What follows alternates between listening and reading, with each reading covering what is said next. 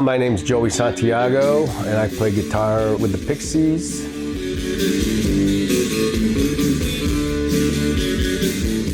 My music journey began with listening to music, getting my ears piqued, especially when I heard the Beatles. You've heard of them. They're very good. I highly recommend that band. But you know, after I listened to that, then I just started listening to a lot of music, and I don't know, I think I was listening to music with more intent than just being entertained. My brother had a guitar just hung up on a wall. And one day I just picked it up and started playing it. I always wanted to play it, but I just never thought that thing would play. I just thought it was just like a piece of art on the wall. He never took it down, or I never saw it taken down. And I got it and I learned how to tune it. I went the Mel Bay way. You know Mel Bay? Yeah, so it was Twinkle Twinkle Little Star. And then after that I went to Day Tripper, and then I was off.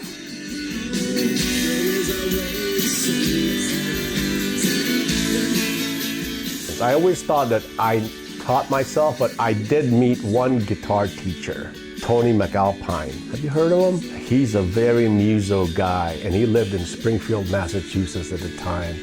And my brother wanted to meet him, so I went upstairs in his studio. I met him, and he was moving. He said, "I'm moving anyways. You know, show me how you play, blah, blah, blah." And he was really just talking about the physical aspect of it. You know, you got to move around and do that. I mean, I don't know if I would have continued on with that necessarily, but I liked him. I liked his vibe, and I liked the way he approached music and the teaching aspect of it. I picked up the guitar, and I was playing around with it, learning songs and just strumming chords, doing whatever, you know, just fooling around with the guitar. And eventually I did want to start something and want it to be unique, you know? So there were guitar styles that were already people's styles, and I liked that. You know, oh, that's Jimmy, you know, so that's what I wanted to do. And there were also other guitar players that kind of like melded together and kind of like, oh, they kind of clumped together. And I didn't want to clump, so.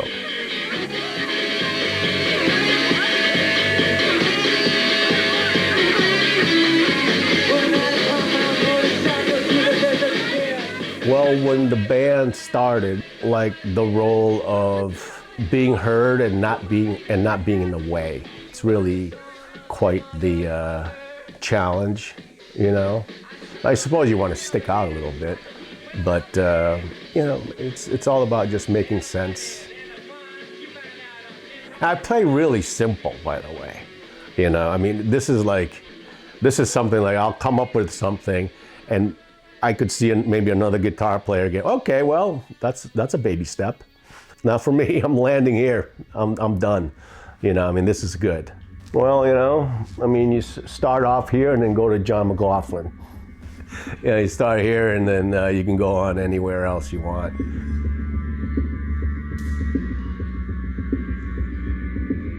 Sometimes I struggle with the simplicity of it, but it's part of who we are. And I like playing that way. I like being you know, it's very mischievous to be simple, beyond simple.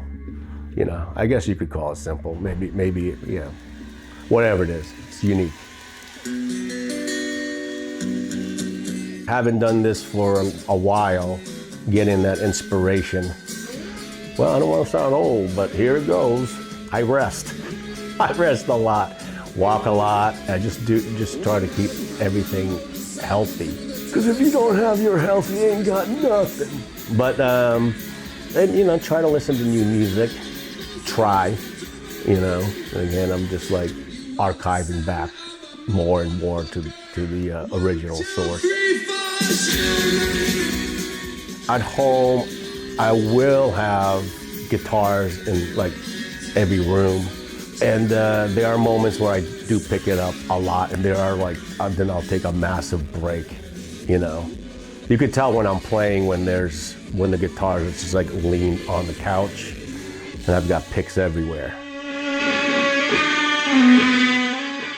My current setup, I have, my main guitar is this custom-made Les Paul type guitar made by Pavel. Oh, he's gonna love this. Hey, Pavel. Anyways, it's one of a kind, and it's got mini humbuckers on it.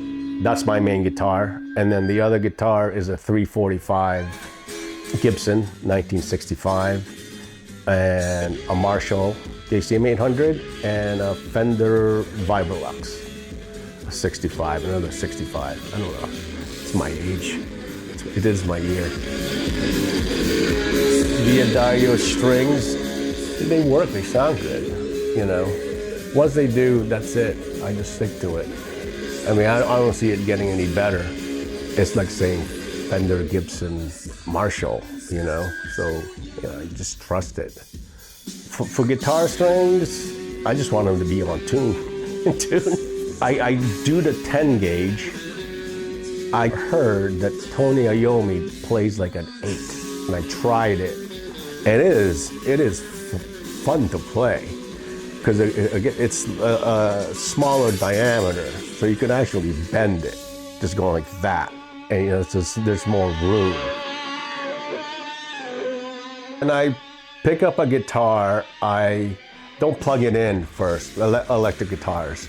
I'll hear how it sounds, and you can basically get a good feel of how it is. And the neck, it's gotta fit my hand. I'll know it right away when this hurts. There's certain shaped necks where this starts to kind of hurt after a while, and I'll already know, because no, that's not the neck for me. So it's the neck and how it sounds acoustically on an electric, because it'll amplify anyway.